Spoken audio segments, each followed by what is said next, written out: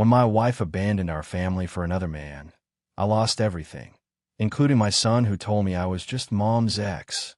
But I had one ace up my sleeve they never saw coming that could destroy their perfect new life. The day I played that card in court, the judge whispered something that made the entire room go dead silent. My name is Dwayne Donahue. I'm 59 years old, and I spent the last 35 years as an auto mechanic before I retired. Had my own little garage on the outskirts of Phoenix, nothing fancy, but it kept food on the table and a roof over our heads. I was never the kind of man who needed much, just my tools, my truck, and my family. That was enough. Henry was only 5 when I married Linda. Kid was scared of his own shadow back then, jumping at loud noises and hiding behind his mom's leg whenever strangers came around.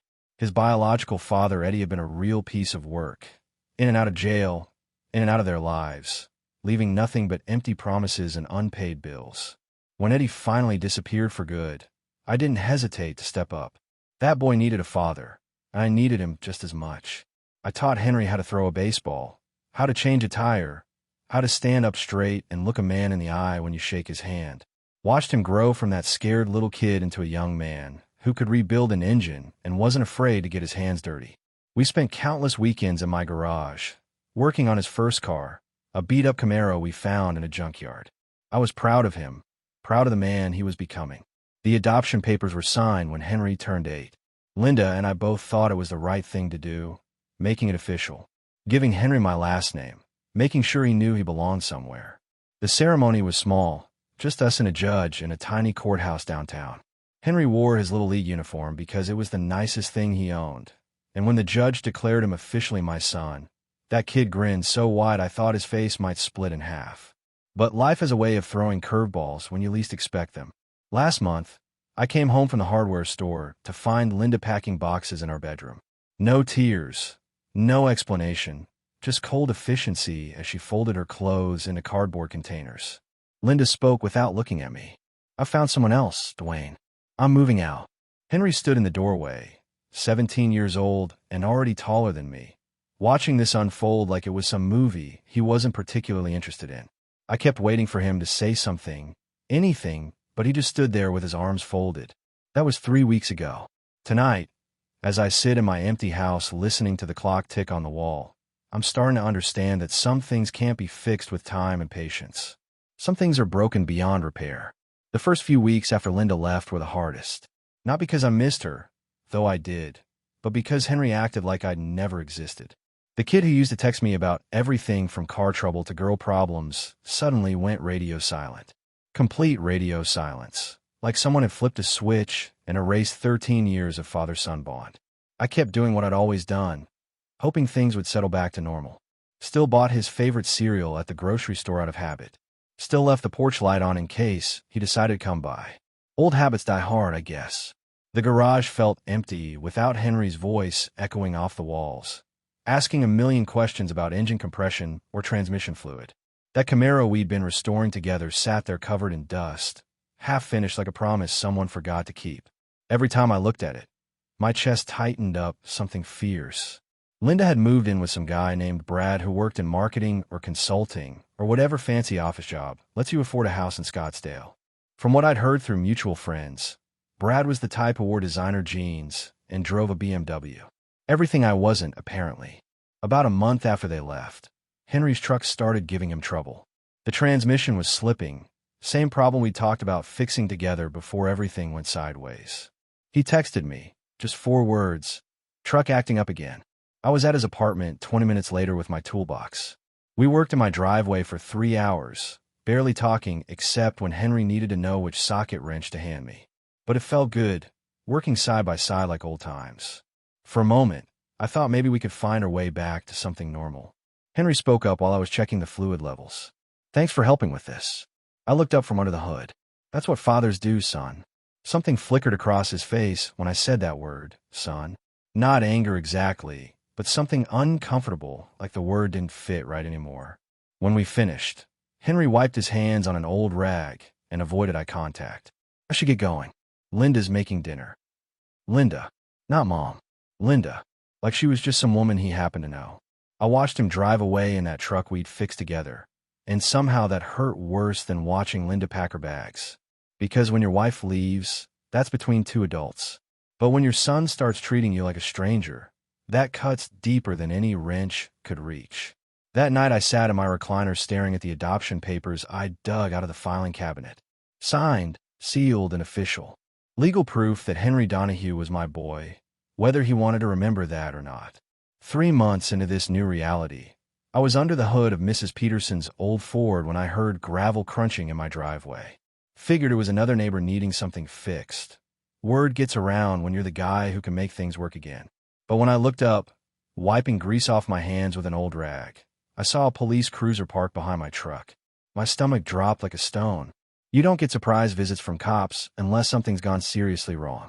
Officer Williams stepped out, a guy I'd known since high school. We played football together back when the world made more sense. Officer Williams removed his hat and walked over. Dwayne, I hate to be the bearer of bad news, but we picked up Henry last night. The wrench slipped from my fingers and hit the concrete. Picked him up for what? Williams explained it slowly, like he was talking to someone in shock. Bar fight downtown. Some college kids were giving him grief about something, and Henry decided to settle it with his fists. Nobody got seriously hurt, but property got damaged, and the owner pressed charges. I felt something cold settle in my chest. Henry had never been the type to start fights. He was bigger than most kids his age, sure, but he'd always been taught to walk away from trouble, not create it. Officer Williams continued. Thing is, Dwayne, Linda, and that boyfriend of hers aren't answering their phones. We've been trying to reach them for 6 hours. Kid sitting in lockup asking for his dad. For his dad. Not for Linda. Not for Brad. For me. I was already reaching for my truck keys. What do I need to do? Williams handed me a business card. Bail's been set at $500. You'll need to go downtown, talk to the clerk. But Dwayne. He paused, looking uncomfortable. You might want to consider what's really going on here. Good kids don't usually end up in bar fights unless something else is eating at them. 20 minutes later, I was posting bail for a boy who'd spent the last 3 months treating me like a stranger. Henry looked smaller somehow, sitting in the holding cell with his shirt torn and his knuckles split open.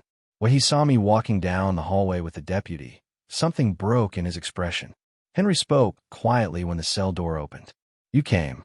I looked at him hard. This kid I'd raised from scared little boy to young man. Did you think I wouldn't? He didn't answer that question, just followed me out to the truck in silence. But as we drove home through the desert night, I caught him looking at me in the reflection of the passenger window, like he was trying to figure out something that had been puzzling him for months. Some conversations can't be rushed. Sometimes you just drive and let the silence do the talking. Henry stayed at my place that night, sleeping in his old room like the last 3 months had never happened. I made him breakfast the next morning, eggs over easy, bacon, and toast cut diagonal the way he'd liked since he was 6 years old. We ate in comfortable silence until Henry finally spoke up. Thanks for bailing me out. Linda and Brad were probably too busy with their wine-tasting weekend to answer their phones. There was bitterness in his voice that I'd never heard before. Real anger, not just teenage attitude. I set down my coffee mug. You want to tell me what that fight was really about?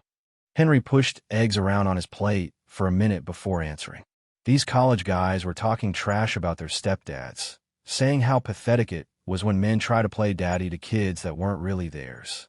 How it was just desperate guys trying to get with single moms. My jaw tightened. I could see where this was heading. Henry continued, his voice getting stronger. I told them to shut up. Told them my stepfather was 10 times the man their real fathers probably were. They laughed and said something about how I probably got dumped by my fake dad too, since that's what happens when the novelty wears off. I felt my hands clench into fists under the table. So you decided to educate them. Henry looked up at me with eyes that reminded me of the scared little boy I first met. I couldn't let them talk about you like that, Dwayne. I couldn't let them say you weren't my real father. Something shifted in that moment. All those months of cold shoulders and distant phone calls suddenly made sense. This kid hadn't been rejecting me. He'd been protecting himself from losing me again. 2 weeks later, everything changed. Henry and I were walking out of the hardware store, carrying supplies to finish that Camaro project, when we ran into Linda and Brad coming out of the coffee shop next door. The tension was immediate. Linda looked nervous, Brad looked annoyed, and Henry just stared at the ground like he wished he could disappear.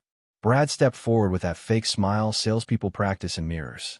Well, if it isn't the old mechanic, still playing house with other people's kids. I felt Henry stiffen next to me, but I kept my voice level. Just spending time with my son. Brad laughed, actually laughed. Your son? Come on, man. DNA doesn't lie. You're just mom's ex. Stay out of our life. Henry's head snapped up, and for a moment I thought he might take a swing at Brad right there on the sidewalk. Instead, he looked Brad dead in the eye and said something that made my chest swell with pride. Henry spoke clearly and firmly. This man taught me everything I know about being decent. That makes him more of a father than any sperm donor could ever be. The parking lot went dead quiet. Linda's face went pale, Brad's smug expression faltered, and I just stood there amazed by the young man my boy had become. 2 weeks after that confrontation in the parking lot, my peaceful retirement got turned upside down by a phone call that changed everything. The voice on the other end belonged to someone I'd hoped never to hear from again. Eddie Ramsey, Henry's biological father, calling from some number I didn't recognize. Eddie's voice was rough, like he'd been smoking 2 packs a day for the last decade. Well, if it isn't the famous Dwayne Donahue. Heard through the grapevine that my boy's been having some legal troubles. I gripped the phone tighter. Your boy? You lost the right to call Henry your boy when you disappeared 9 years ago. Eddie laughed, but there was no humor in it. That's where you're wrong, mechanic man. Blood is blood, and I've been doing some research. Turns out I never actually signed away my parental rights. Just because you married his mama and played house doesn't make you his daddy. My stomach dropped like a stone. I'd always assumed Eddie's rights had been terminated when I adopted Henry. Linda had handled all the paperwork back then, assured me everything was taken care of legally. Eddie continued with obvious satisfaction. Got myself a lawyer now. Real sharp guy who specializes in father's rights cases. Says I got a good shot at getting custody of my son, especially since his mama seems to have some stability issues of her own these days. The line went dead. I stared at the phone for a full minute, trying to process what I'd just heard. Eddie Ramsey, the man who'd abandoned Henry when the boy was 8 years old, was coming back to claim him now. I drove to Linda's apartment that evening, needing answers about those adoption papers. Found her sitting on the balcony with a glass of wine, looking older than her 45 years. Linda spoke without looking at me when I explained Eddie's call. I thought you knew. The lawyer said we needed Eddie's signature to terminate his rights, but he'd already skipped town by then. We went ahead with your adoption anyway because the court said abandonment was sufficient. My jaw clenched. Sufficient isn't the same as bulletproof, Linda. She finally met my eyes, and I saw fear there. Real fear. Eddie called me too. Says he's clean now, found Jesus, wants to make amends. Claims he has a right to see Henry, and that our divorce proves neither of us can provide stable homes. The irony was bitter. The same divorce that had torn apart my relationship with Henry was now being used by his deadbeat biological father as ammunition in a custody fight. Linda's voice got smaller. Dwayne, what if he actually has a case? What if the court decides Henry belongs with his biological father? I looked at this woman who'd shared my life for 15 years, who'd helped me raise a boy we both loved, and realized we were about to become allies in a fight neither of us had seen coming. Because whatever our differences, whatever had gone wrong between us, we both knew one thing for certain. Henry belonged with people who'd actually been there for him, not with some stranger who happened to share his DNA. The next morning brought another phone call, this time from Henry himself. His voice was tight with worry. Henry spoke quickly, like he was afraid someone might overhear. Dwayne, we need to talk. Something weird happened last night. I was already reaching for my truck keys. Where do you want to meet? Henry suggested the diner, where we used to go for pancakes on Saturday mornings, back when things were normal. When I arrived, I found him sitting in our old booth, looking like he hadn't slept much. Henry explained what had happened while stirring sugar in a coffee he wasn't drinking. This guy showed up at Brad's place last night, claimed to be my biological father. Linda went white as a sheet when she saw him. Eddie had apparently cleaned up his act somewhat. New clothes, recent haircut, teeth that looked like they'd seen a dentist recently. But Henry said there was something off about the whole performance, like watching an actor who hadn't quite learned his lines. Henry continued, his voice getting stronger. He kept calling me son, and talking about all these plans he had for us. Fishing trips, Baseball games, father-son bonding stuff. Like he could just waltz back in and pick up where he left off 9 years ago. I felt my hands clench into fists under the table. What did you tell him? Henry looked at me directly for the first time since Linda had left. I told him I already had a father. Told him you'd been there for every important moment of my life, while he was off doing whatever deadbeats do when they abandon their kids. Something loosened in my chest that had been tight for months. This boy, this young man, still considered me his father, despite everything that had happened. Henry wasn't finished. But here's the thing that really bothers me. Eddie knew stuff about the custody situation. Knew about Linda leaving you. Knew about the legal complications. How does a guy who's been MIA for almost a decade suddenly know the details of our family drama? That was a good question. Too good. Eddie might be a deadbeat, but someone was clearly feeding him information and legal advice that cost more money than a drifter usually had access to. Henry leaned forward across the table. Dwayne, I need you to know something. Whatever happens with all this legal stuff, you're my dad. Not because of some papers, but because you showed up. Every day, for 13 years, you showed up. I had to clear my throat before I could speak. I'm not going anywhere, son, no matter what Eddie or his lawyers try to pull. Henry nodded, then hesitated before speaking again. There's something else. Brad's been acting strange since Eddie showed up. Like he's nervous about something. And Linda's been making phone calls she doesn't want anyone to hear. We sat there in that diner booth, father and son planning strategy like generals before a battle. Because whatever was coming, we'd face it together. Some bonds are stronger than blood, stronger than legal documents, stronger than the schemes of desperate people trying to rewrite history. The family courthouse in downtown Phoenix felt like walking into a lion's den. Everything was designed to intimidate. Marble floors that echoed every footstep, fluorescent lights that made everyone look sickly, and wooden benches that had witnessed more family destruction than a battlefield medic. I sat in the back row, wearing my best shirt and the tie Henry had given me for Father's Day 3 years ago. Linda sat 2 rows ahead with her lawyer, a nervous-looking man named Peterson who kept shuffling papers like they might spontaneously combust. Henry was with her, looking uncomfortable in clothes that were too formal for a 17-year-old who preferred work boots and jeans. Eddie made his entrance like he was auditioning for a movie role. Clean-shaven, wearing a suit that probably cost more than my monthly mortgage payment, flanked by a lawyer who looked like he'd stepped off a billboard advertisement. This wasn't the same broken-down drifter who'd abandoned his family 9 years ago. Eddie's lawyer was a sharp-dressed woman named Caroline Hayes who spoke with the confidence of someone accustomed to winning. She presented Eddie's case like she was reading from a script written by a PR firm. Caroline Hayes addressed the judge with practiced smoothness. Your Honor, my client has overcome significant personal challenges and is now in a position to provide stable, loving care for his biological son. Mr. Ramsey has been employed steadily for 18 months, maintains a clean living environment, and has completed both substance abuse counseling and parenting classes. The judge, a stern woman in her 60s named Justice Patricia Moreno, listened without expression. She'd probably heard variations of this story 1,000 times, deadbeat parents suddenly discovering their parental instincts when it became convenient. Peterson, Linda's lawyer, tried to counter with evidence of Eddie's past abandonment and unreliability. But his presentation lacked the polish of Hayes' performance, and I could see Justice Moreno wasn't particularly impressed with either side. Then Hayes dropped her bombshell. Caroline Hayes continued with calculated precision. Furthermore, Your Honor, we have evidence that the adoption proceedings 12 years ago were legally insufficient. Mr. Ramsey's parental rights were never properly terminated, making Mr. Donahue's adoption technically invalid. The courtroom went dead silent. I felt like someone had punched me in the stomach with a sledgehammer. Henry turned around to look at me, his face pale with shock. Peterson stammered through an objection, but Hayes was ready with documentation that made my blood run cold. Official court records showing that Eddie's signature had never appeared on the termination papers. Legal precedents where similar adoptions have been overturned due to procedural errors. Justice Moreno called for a 15-minute recess to review the documents. During the break, Henry walked back to where I was sitting, ignoring the dirty looks from Eddie's side of the courtroom.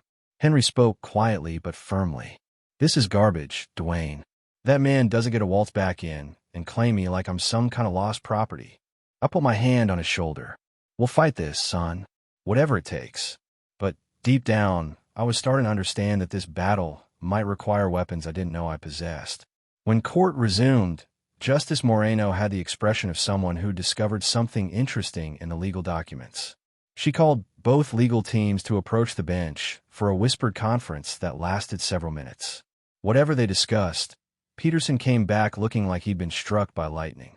Hayes returned to her table with a smug expression that made me want to punch something. Justice Moreno addressed the courtroom with the tone of someone about to drop a judicial bombshell. After reviewing the submitted documentation, the court has discovered several irregularities in this case that require immediate clarification. My stomach dropped like a stone. This couldn't be good news. Justice Moreno continued, her voice cutting through the silence like a blade. Mr. Peterson, your client filed for divorce from Mr. Donahue 3 months ago, citing irreconcilable differences. However, the court records show that Mr. Donahue legally adopted Henry Ramsey in 2011, with all proper documentation and signatures. Peterson looked confused. Yes, Your Honor, that's correct. Justice Moreno's expression grew stern. Then perhaps you can explain why Mrs. Donahue's divorce petition makes no mention of child custody arrangements for Henry? If Mr. Donahue is the legal adoptive father, shouldn't custody have been a primary consideration in the divorce proceedings? The question hung in the air like a ticking bomb. Linda's face went white as she realized what the judge was implying. Peterson stammered through an inadequate response. Your Honor, my client assumed that since Henry chose to live with her after the separation, no formal custody arrangement was necessary. Justice Moreno's voice turned ice cold. Assumptions are not legal foundations, Counselor. The court is now questioning whether Mrs. Donahue has been operating under false pretenses regarding her parental authority. Hayes tried to interject, but Justice Moreno silenced her with a look that could have frozen Arizona in July. Justice Moreno continued with deliberate precision. Furthermore, the court has discovered that Mr. Eddie Ramsey's parental rights were indeed properly terminated in 2011, contrary to Ms. Hayes' assertions. The documentation she submitted appears to be referring to a different case entirely. The bombshell detonated across the courtroom. Eddie's confident expression crumbled like a house of cards. Hayes started frantically shuffling through papers, clearly realizing her entire case had just evaporated. But Justice Moreno wasn't finished. Justice Moreno looked directly at me for the first time. Mr. Donahue, please approach the bench. I walked forward on unsteady legs, feeling like I was approaching the edge of a cliff. Justice Moreno spoke quietly but clearly. Sir, according to these records, you are the sole legal parent of Henry Donahue. The adoption was properly executed, Mr. Ramsey's rights were correctly terminated, and your ex-wife has no legal standing to remove the child from your custody without court approval. The words hit me like lightning. I turned to look at Henry, who was staring at me with an expression of dawning realization. Justice Moreno's voice carried across the silent courtroom. Wait, you're the legal father? The room went dead silent. Linda's mouth fell open. Eddie looked like someone had just told him his winning lottery ticket was counterfeit. And Henry was looking at me like he was seeing me clearly for the first time in months. Because sometimes the truth is simpler than anyone expects. Sometimes the man who shows up every day really is the only father that matters, both legally and in every way that counts. The week following the court hearing brought revelations that explained a lot about Eddie's sudden reappearance and expensive legal representation. It turned out my instincts about someone feeding him information had been dead on target. Henry discovered the truth accidentally when he overheard a heated phone conversation between Linda and Brad. Apparently, Brad had been in contact with Eddie for months, feeding him details about her family situation and even helping to finance his legal challenge. Henry confronted me with this information over coffee at our old diner, his voice shaking with anger and betrayal. Henry spoke with barely controlled fury. Brad thought if Eddie got custody, it would eliminate you as a problem in their relationship. He figured Linda would stop feeling guilty about the divorce if you were completely out of the picture. The casual cruelty of that plan hit me like a physical blow. Brad had been willing to destroy a 17-year-old boy's relationship with his father just to make his own life more convenient. Henry continued, his voice getting stronger. When I heard that conversation, something inside me just snapped. I told Linda exactly what I thought about her choice in men and exactly where she could stick her new perfect life. I felt a surge of pride at my son's backbone, even as I worried about the consequences of him burning bridges with his mother. Henry looked at me directly. I packed my stuff and left that same night. I'm done pretending that house is my home when the only real family I've got is sitting right here. The next few days were a whirlwind of legal paperwork as we formalized Henry's return home. Justice Moreno expedited the custody modification, citing the fraudulent nature of Eddie's case and Brad's manipulative involvement. Eddie disappeared as quickly as he'd appeared, apparently realizing that his sugar daddy Brad was no longer willing to fund a hopeless legal battle. His fancy lawyer dropped him faster than a hot rivet, leaving him to face the music alone. Linda showed up at my house 3 days later, looking more defeated than I'd ever seen her. She stood on my front porch for 5 minutes, trying to find words that wouldn't come. Linda finally spoke, her voice barely audible. I never wanted it to go this far, Dwayne. I never wanted Henry to get hurt. I kept my voice level, though every instinct told me to slam the door in her face. But you were willing to let it happen anyway. She nodded, tears streaming down her cheeks. Brad convinced me that Henry would be better off with a clean break from the past. Said it would help him adjust to our new family dynamic. I looked at this woman I'd loved for 15 years. This woman who'd helped me raise a boy we both cherished, and realized she'd become someone I didn't recognize. Linda spoke again, her voice breaking. Can you ever forgive me? I thought about that question for a long moment before answering. I can forgive you, Linda, but Henry's the one you need to worry about now, and that's going to take more than apologies. She nodded and walked away, leaving me standing in the doorway of the home Henry and I were rebuilding together. 6 months later, Henry and I had settled into a routine that felt more solid than anything we'd had before the divorce. Breakfast every morning, work in the garage most evenings, and weekend projects that kept our hands busy and our relationship strong. The Camaro we'd been restoring finally got its engine rebuilt, and Henry passed his driving test on the first try. Watching him behind the wheel of that car we'd fixed together was like seeing all our hard work pay off in the best possible way. Henry spoke with satisfaction as he polished the hood. You know what I realized, Dwayne? All that drama with Eddie and the court case. It actually made me understand something important. I looked up from the carburetor I was adjusting. What's that, son? Henry met my eyes directly. Being someone's father isn't about biology or legal papers. It's about showing up every day and doing the work, even when it's hard and nobody's paying attention. That wisdom coming from a 17-year-old kid made my chest swell with pride. This boy had learned lessons about loyalty and commitment that most grown men never figure out. The divorce was finalized without any further drama. Linda kept the house in Scottsdale. I kept the garage in our family home, and Henry got to choose where he wanted to live. His choice was never in doubt. Brad didn't last long after the truth about his involvement with Eddie came out. Apparently, Linda discovered he'd been manipulating other aspects of their relationship too, and she finally grew a backbone where he was concerned. Henry started his senior year at his old high school, back among friends who knew his real story. His grades improved, his attitude got better, and he started talking about college plans that included majoring in automotive engineering. One evening, as we worked side by side in the garage, Henry brought up something that had been on both our minds. Henry spoke thoughtfully while handing me a wrench. Do you think Linda will ever really understand what she almost threw away? I considered the question while tightening a bolt.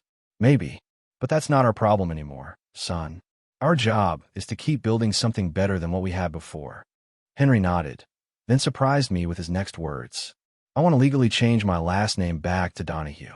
Not because I have to, but because I want to, because that's who I really am. The paperwork for the name change was simple compared to everything we'd been through. But the symbolism was everything. A young man choosing his family, choosing his identity, choosing the father who'd earned the title through years of showing up. On graduation day, when they called Henry Donahue to receive his diploma, I was the proudest father in that auditorium. Not because of good grades or college scholarships, but because that name represented something we'd built together through patience, commitment, and refusing to give up on each other. Some bonds can't be broken by divorce papers or legal challenges or manipulative people with selfish agendas. Some bonds just get stronger when they're tested, like metal forged in fire. Henry Donahue was my son, and I was his father.